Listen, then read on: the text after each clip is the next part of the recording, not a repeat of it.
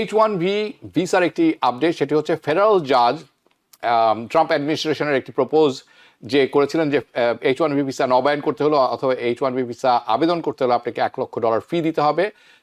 একজন ফেডারেল জাজ এটিকে এখন বন্ধ রেখেছেন। ইউএস সিটিজেনশিপ অর্থাৎ N-400 যে অ্যাপ্লিকেশন ফি আছে এটি তারা 80% বাড়িয়ে দিতে চাচ্ছেন না। অর্থাৎ এই মুহূর্তে আছে $710, অনলাইনে যদি করেন আপনি এটি এখন $1290 হবে। ভুয়া অ্যাসাইলাম কেসের বিরুদ্ধে মামলা হচ্ছে এবং আইস এবং USCIS দুটি খুব সতর্ক। এখন তারা বলছেন যে অ্যাটর্নিরা জেনে শুনে ফলস অ্যাসাইলাম কেস সাবমিট করবেন তাদের বিরুদ্ধে ব্যবস্থা নেওয়া হবে। ইমিগ্রেশন প্রথমে আমি শুরু করতে চাই এক্সপায়ার্ড B1 B2 ভিসা। ওকে, আপনারা সবাই জানেন B1 B2 ভিসা একটা হচ্ছে ট্যুরিস্ট আর একটা হচ্ছে বিজনেস, রাইট? সো আপনারা জানেন আপনি অ্যাপ্লাই করার পর আপনাকে অপেক্ষা করতে হয়, তারা আপনাকে জানাবে, আপনাকে $15,000 তো বন্ড দিতেই হচ্ছে। এটি the US department of state DOS এখন নতুন করে একটি ইন্ট্রোডিউস করেছেন নতুন একটি পাইলট প্রোগ্রাম। এটি শুরু হয়ে গেছে বাই দ্য ওয়ে। এই পাইলট প্রোগ্রামের একটি অন্যতম লক্ষ্য হচ্ছে আপনি যখন ভিসা অ্যাপ্লাই করবেন, আপনি $15,000 দিয়েছেন, খুব ভালো কথা, বন্ড হিসাবে এটা ফেরত যাওয়ার পরে পাবেন। আপনি যদি মনে করেন যে আপনার আগে ভাগে দরকার, আপনার এক্সপায়ার করতে হবে ভিসাটি, তাহলে আপনি $750 একটা ফি সাবমিট করতে পারেন।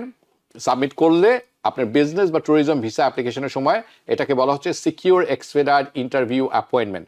সো এটা শুরু হবে জুলাইয়ের 1 তারিখ থেকে, অর্থাৎ আজকে জুনের 26 তারিখ, 4-5 দিন পর, জুলাইয়ের 1 তারিখ 2026, এবং এই পাইলট প্রোগ্রাম চলবে ডিসেম্বর 31, 2026, অর্থাৎ আগামী 6 মাস। ওকে, নাও H1B ভিসার একটি আপডেট, সেটি হচ্ছে ফেডারেল জাজ ট্রাম্প অ্যাডমিনিস্ট্রেশনের একটি প্রপোজ যে করেছিলেন যে H1B ভিসা নবায়ন করতে হলো অথবা H1B ভিসা আবেদন করতে হলে আপনাকে $1 লক্ষ ফি দিতে হবে।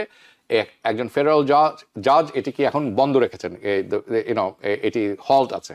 অর্থাৎ আপনি যদি এখন অ্যাপ্লাই করেন you should not have to pay $100,000. Okay, so the new increased fee proposed, যেটি একটু আগে প্রশ্ন বর্তমানে সিটিজেনশিপের জন্য আছে, আমরা যদি একটু দেখি অন স্ক্রিনে।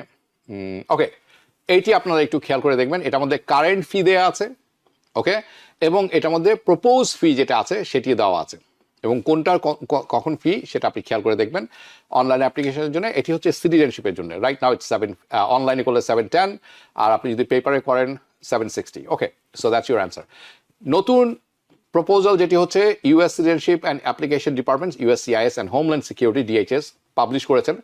এটি জুনের 22 তারিখ থেকে কার্যকর হয়ে গেছে অলরেডি। সেটি হচ্ছে কার্যকর, দুঃখিত, এই প্রস্তাবটি পাঠানো হয়েছে। ওকে, তারা প্রস্তাবে বলছেন জুনের 26 তারিখে সাবমিট করেছেন তারা। সেটি হচ্ছে কি, ইউএস সিটিজেনশিপ অর্থাৎ N-400 যে অ্যাপ্লিকেশন ফি আছে এটি তারা 80% বাড়িয়ে দিতে চাচ্ছেন না। অর্থাৎ এই মুহূর্তে আছে $710, অনলাইনে যদি করেন আপনি এটি এখন $1290 হবে। However the higher fees are not, এখন পর্যন্ত কিন্তু এটা এফেক্ট হয়নি, বিকজ এটা সাবমিট করা হয়েছে, পাস হয়নি এখনো। It's part of the proposal, যেটি এটা ম্যান্ডেটরি হয়ে যাবে 60 দিন পর, অর্থাৎ 2 months, আফটার 2 months। ওকে, সো এটি আপনারা একটু খেয়াল করে দেখে নেবেন। সো আপনি যদি এখনো ফাইল করতে চান আপনি you should do it now. ICE order করেছে ramp up the case against attorney. আমরা যদি পরবর্তীটা দেখি, আপনারা জানেন যে ভুয়া অ্যাসাইলাম কেসের বিরুদ্ধে মামলা হচ্ছে এবং আইস এবং USCIS দুটি খুব সতর্ক। এখন তারা বলছেন যে অ্যাটর্নিরা জেনে শুনে ফলস অ্যাসাইলাম কেস সাবমিট করবেন তাদের বিরুদ্ধে ব্যবস্থা নেওয়া হবে। The department of homeland security directing the US immigration and customs enforcement ICE, যাতে করে তারা নতুন পলিসি নিয়েছেন। এই পলিসিটা হচ্ছে টু ক্রাফট এ পলিসি সিদ্ধান্ত নেওয়া হয়ে গেছে, তা এখন পলিসি নিচ্ছেন যে ইমিগ্রেশন অ্যাটর্নি যারা আছেন তাদের উপরে ক্র্যাকডাউনটা কীভাবে করবেন, কাদের উপরে, যারা এইড করবেন, হেল্প করবেন ইচ্ছাকৃতভাবে ফ্রজুলেন্ট ভুয়া অ্যাসাইলাম ক্লেম সাবমিট করতে। কে কোথায় আসছে এই কথাটি কে বলছেন, যিনি বলছেন তার নাম হচ্ছে জেমস পার্সিবল। উনি কে? উনি হচ্ছেন general counsel for department of ICE. ওনার মানে উক্তিটি আমি তুলে ধরছি, and I quote, now thanks to the directive ICE attorneys have, আইসের নিজস্ব অ্যাটর্নি আছে এখন, have greater authority to enforce the law and stop the abuse of our asylum system by illegal aliens and attorney. আমি এটা একমত পোষণ করি না। আমি মনে করি যে অ্যাটর্নিরা যথেষ্ট দায়িত্ববান এবং এটি this is just another fear tactics. Anyway, that is just me, আমার কথা। এখন আপনাদের কাজটা কি? আপনাদের কাজটা হচ্ছে যেরকম সিটিজেনশিপ অ্যাপ্লাই করতে কত ফি আপনি এটা জেনে গেছেন Golam Kibria, okay, come on now are watching, thank you, you always watch, so that's good. Seattle থেকে দেখছেন সুমন আহমেদ, আপনাকে অসংখ্য ধন্যবাদ।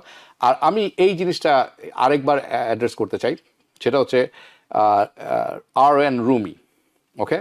তো উনাকে EB3 ভিসার মাধ্যমে স্পন্সর করা হয়েছে, আপনি কিন্তু ওই কোম্পানির হয়ে কাজ করবেন, হ্যাঁ। So make sure you do that part. Agency বহন করছে, agency is a good agency. আর আপনি যে লাইনটিতে আছেন, it's a very good line. আপনাকে মনে রাখতে হবে RN, it's almost like a doctor. Registered nurse here in this country, they can write prescription, okay. So আপনি বাইরের ফালতু মানুষের কথা শুনবেন না, আমি জানি অনেকে রাগ করবেন আমার এই কথাটা শুনে। যারা পড়ালেখা করেননি নার্সিংয়ে, তাদের কথা শোনার তো আপনার প্রয়োজন নেই। যারা দেশের বাইরে ডাক্তার, তাদের কথা আপনার শোনা দরকার নেই। আপনি যখন এখানে কলেজে গিয়েছেন, আপনি তো 4 ইয়ার্স নার্সিং কোর্স করেছেন। আমি জানি না আপনি লেখেননি কোন কলেজ থেকে করেছেন, আমি ধরে নিলাম it's a 4 years college, right? It's a very hard work. এটি সহজ কাজ নয়, অত্যন্ত কঠিন কাজ। এর সাথে অনেক আওয়ার্স অফ ক্লিনিক্যাল ওয়ার্ক আপনাকে হাসপাতালে করতে হয়েছে, তাহলে আপনি কোয়ালিফাই করবেন না। সো অন্য কারো কথা শুনবেন না। এবং যারা এই লাইনে আমি অনেকে এনকারেজ করব, যারা মেডিকেল লাইনে যেতে চান, go to real college, do whatever you can do, but রাস্তাটি কঠিন, আপনাকে সত্যিই পড়ালেখা করতে হবে।